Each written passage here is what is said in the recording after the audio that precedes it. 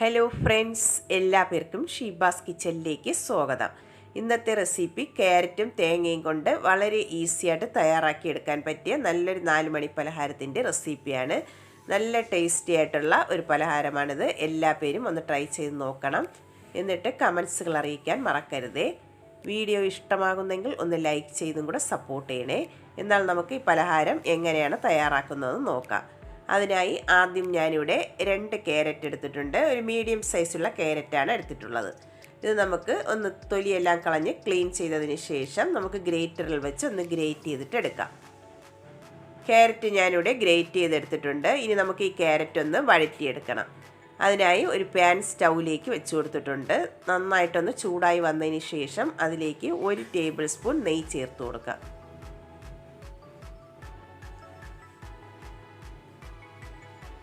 നെയ്യ് ഇവിടെ ചൂടായി വന്നിട്ടുണ്ട്. ഇനി അതിലേക്ക് 1 ടേബിൾ സ്പൂൺ കാഷ്നട്ട് ചേർത്ത് കൊടുക്കാം. എന്നിട്ട് നന്നായിട്ട് അതൊന്ന് റോസ്റ്റ് ചെയ്തിട്ട് എടുക്കണം.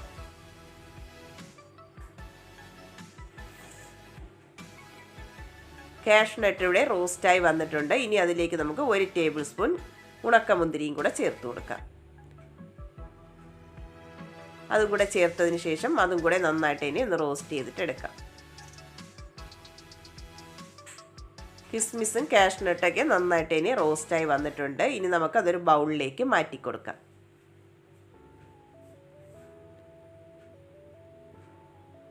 ഇനി അതേ നെയ്യിലേക്ക് തന്നെ നമുക്ക് ഗ്രേറ്റ് ചെയ്ത് വെച്ചിട്ടുള്ള ക്യാരറ്റ് ചേർത്ത് നന്നായിട്ട് ഇനി ഒന്ന് വഴറ്റിയിട്ട് എടുക്കാം.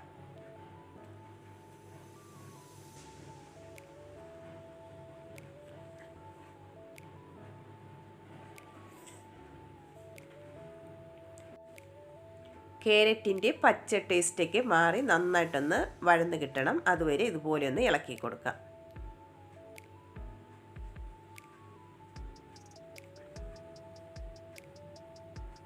ക്യാരറ്റെല്ലാം ഇവിടെ നന്നായിട്ട് തന്നെ ഒന്ന് വാടി കിട്ടിയിട്ടുണ്ട്. ഇത്രയും മതിയാകും. ഇനി നമുക്കിതിലേക്ക് ചേർത്ത് കൊടുക്കേണ്ടത് തേങ്ങയാണ്. ഞാനിവിടെ ഒരു 1/4 കപ്പ് തേങ്ങ ചിരകിയതാണ് എടുത്തിട്ടുള്ളത്. അതും കൂടെ അതിലേക്ക് ചേർത്ത് കൊടുക്കാം.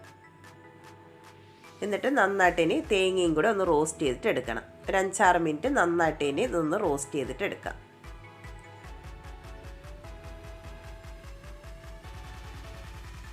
തേങ്ങയുടെ ആ വെള്ളത്തിൻ്റെ അംശമെല്ലാം ഒന്ന് മാറി നന്നായിട്ടൊന്ന് റോസ്റ്റായി വരണം.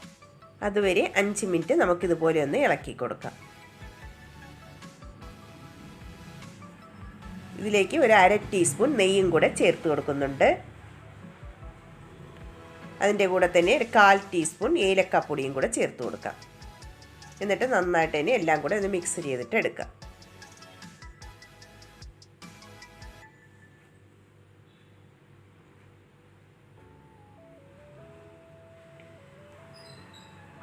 ക്യാരറ്റും തേങ്ങയൊക്കെ നന്നായിട്ട് ഇനി ഒന്ന് വഴന്ന് കിട്ടിയിട്ടുണ്ട്. ഇനി നമുക്കതിലേക്ക് ഇനി മധുരത്തിന് ആവശ്യമായിട്ടുള്ള പഞ്ചസാര ചേർത്ത് കൊടുക്കാം. ഞാനിവിടെ 3 ടീസ്പൂൺ പഞ്ചസാരയാണ് ചേർത്ത് കൊടുക്കുന്നത്.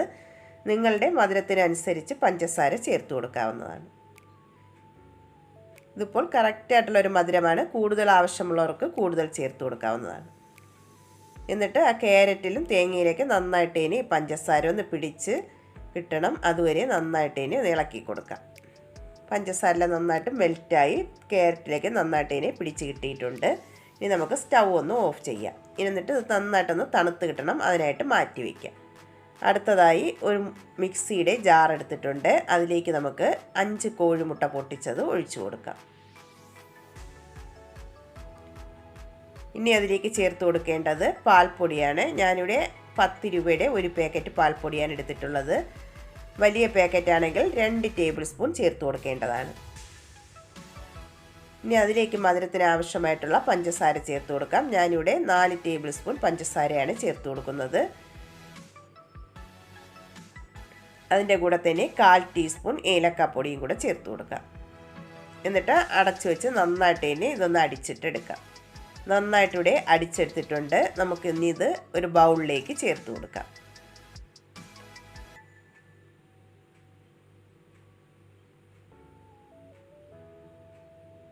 ഇനി നമുക്ക് നേരത്തെ റെഡിയാക്കി വെച്ചിട്ടുള്ള തേങ്ങയുടെയും ക്യാരറ്റിൻ്റെയും മിക്സ് അതിലേക്ക് ചേർത്ത് കൊടുക്കാം.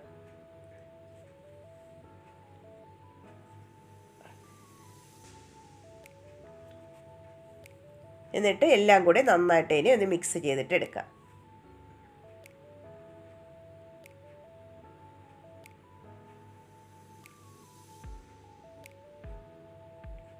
നന്നായിട്ട് ഇനി മിക്സ് ചെയ്തെടുത്തിട്ടുണ്ട്. ഇനി നമുക്കിത് തയ്യാറാക്കുന്നത് എങ്ങനെയാണെന്ന് നോക്കാം.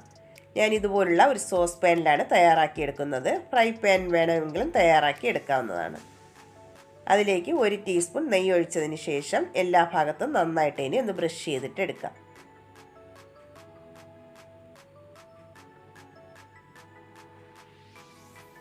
നന്നായിട്ടിവിടെ ബ്രഷ് ചെയ്തെടുത്തിട്ടുണ്ട്. ഇനി നമുക്ക് റെഡിയാക്കി വെച്ചിട്ടുള്ള മിക്സ് അതിലേക്ക് ചേർത്ത് കൊടുക്കാം.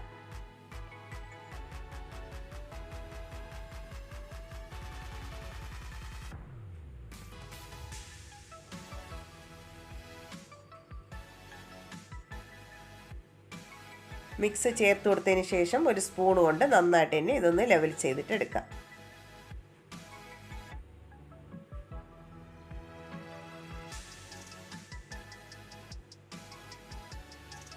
ഇനി നമുക്ക് ഇതൊന്ന് വേവിച്ചിട്ട് എടുക്കാം. അതിനായിട്ട് കട്ടിയുള്ള ഏതെങ്കിലും ഒരു പഴയ പാൻ സ്റ്റൗവിലേക്ക് വെച്ചതിന് ശേഷം നന്നായിട്ടൊന്ന് ചൂടാക്കി എടുക്കണം. എന്നിട്ട് അതിൻ്റെ മുകളിലായിട്ടാണ് ഈ മിക്സ് ഒഴിച്ച പാൻ വെച്ച് കൊടുക്കേണ്ടത്. എന്നിട്ട് നമുക്ക് ലോ ഫ്ലെയിമിലേക്ക് ആക്കിയിട്ട് ഇതൊന്ന് അടച്ച് വെച്ചിട്ട് വേവിച്ചിട്ട് എടുക്കാം. ഇതിൻ്റെ അടപ്പിൽ ഇതുപോലെ ഹോളുണ്ടെങ്കിൽ എന്തെങ്കിലും ഒരു പേപ്പർ എന്തെങ്കിലും വെച്ച് ഒന്ന് അടച്ചു കൊടുക്കേണ്ടതാണ്.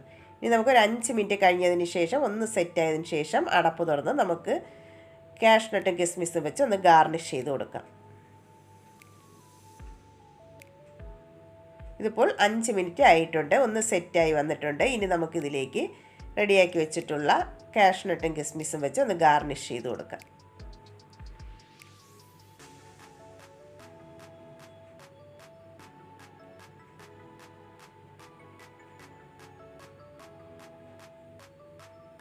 കിസ്മിസും കാഷ്നട്ടൊക്കെ ചേർത്ത് കൊടുത്തിട്ടുണ്ട്. ഇനി നമുക്കത് അടച്ച് വെച്ചിട്ട് 25 മിനിറ്റ് മുതൽ ഒരു 30 മിനിറ്റ് വരെ ഒന്ന് വേവിച്ചിട്ട് എടുക്കാം.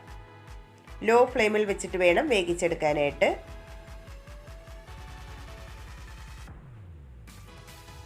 ഇതിപ്പോൾ വേകാൻ വെച്ചിട്ട് ഒരു 30 മിനിറ്റ് ആയിട്ടുണ്ട്. നമുക്ക് അടപ്പൊന്ന് തുറന്ന് നോക്കാം. ഇത് കുക്കായിട്ടുണ്ടോ എന്ന് ഒരു ടൂത്ത് പിക്ക് കൊണ്ട് ഒന്ന് കുത്തി നോക്കാം. ടൂത്ത് പിക്ക് ക്ലീൻ ആയിട്ട് വന്നിട്ടുണ്ടെങ്കിൽ നന്നായിട്ട് തന്നെ കുക്കായി വന്നിട്ടുണ്ട്. ഇതിപ്പോൾ ടൂത്ത് പിക്ക് നന്നായിട്ട് തന്നെ ക്ലീൻ ആയിട്ട് കിട്ടിയിട്ടുണ്ട്. നന്നായിട്ട് തന്നെ കുക്കായി വന്നിട്ടുണ്ട്. അല്ലെങ്കിൽ ഒരു 5 മിനിറ്റും കൂടെ ഒന്ന് വേവിച്ചെടുക്കേണ്ടതാണ്. നമുക്കിനി നന്നായിട്ട് തണുത്തതിന് ശേഷം പ്ലേറ്റിലേക്ക് മാറ്റി കൊടുക്കാം. ഇതിപ്പോൾ നന്നായിട്ട് ഇവിടെ തണുത്ത് വന്നിട്ടുണ്ട്. ഇനി നമുക്കിതൊരു പ്ലേറ്റിലേക്ക് മാറ്റി കൊടുക്കാം. ഒട്ടും തന്നെ കരിഞ്ഞു പോകാതെ നല്ല പെർഫെക്റ്റ് ആയിട്ട് തന്നെ കിട്ടിയിട്ടുണ്ട്. നമുക്കിനി ഇത് പ്ലേറ്റിലേക്ക് മാറ്റാം. ഇനി ഇതിൽ നിന്നും ഒരു പീസ് ഒന്ന് കട്ട് ചെയ്തും കൂടെ നോക്കാം.